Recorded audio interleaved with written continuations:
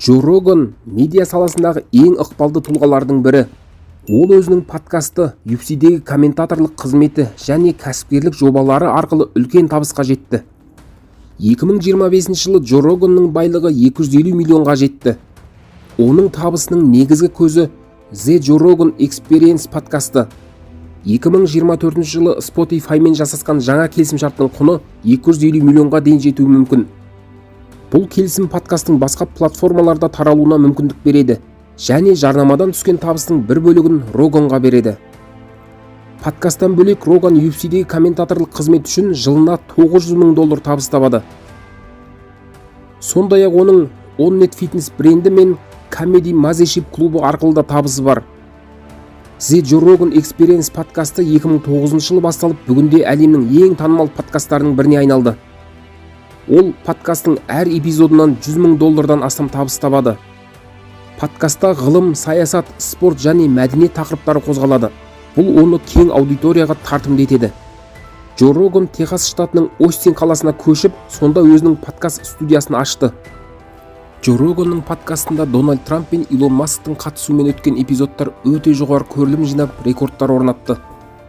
Дональд Трамптың эпизоды 2024 жылдың қазан айында шыққан бұл эпизод YouTube платформасында алғашқы 24 сағат ішінде 26 миллион көрілім жинап, 27 миллионға дейін жетті. Бір айдың ішінде бұл көрілім саны 50 миллионнан асты. Бұл оны Джо Роган подкастының ең көп қаралған эпизодтарының біріне айналдырды. Сондай-ақ бұл эпизод қазіргі X бұрынғы Twitter платформасында 19 миллион көрілімге жетті. Илон Масктың эпизодтары. Илон Маск Джо Роганның подкастында бірнеше рет қатысқан. 2025 жылғы ақпанда шыққан 3-ші эпизод Forbes мәліметіне сәйкес алғашқы бірнеше аптада 54 миллионнан астам көрілім жинады. Алғашқы эпизод 2018 жылы түсірілген болатын. Ол 10 миллионнан астам көрілімге жетіп, подкаст тарихындағы алғашқы осындай көрсеткішке ие болды. Дональд Трамп пен Илон Масктың қатысуымен өткен эпизодтар Джо Роган подкастының ең танымал және көп қаралған бөлімдері болып табылады. Трамптың эпизоды 50 миллионнан астам көрілім жинаса, Илон Масктың эпизодтары да 50 миллионнан астам көрілімге жетті. Ол өмір салтында қарапайымдылықты ұстанады, бірақ оның жылжымайтын мүлікке, көліктерге және фитнеске деген қызығушылығы бар.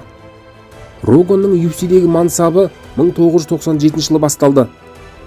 2002 жылы Дана Уайттың шақыруымен ол комментатор ретінде қайта оралды. Олардың достығы терең, тіпті Роганның UFC'дегі келісімшартында Дана Уайт қызметтен кетсе, ол да кететін туралы арнайы шарт бар. Дана Уайт Джо Роганды ең үздік спорт комментаторы деп атап, оның UFC'ге қосқан үлесін жоғары бағалайды. Джо Роган подкастинг, спорт және медиа салаларында үлкен жетістікке жеткен тұлға. Оның табысы мен ықпалы оның еңбекқорлығы мен адалдығының нәтижесі.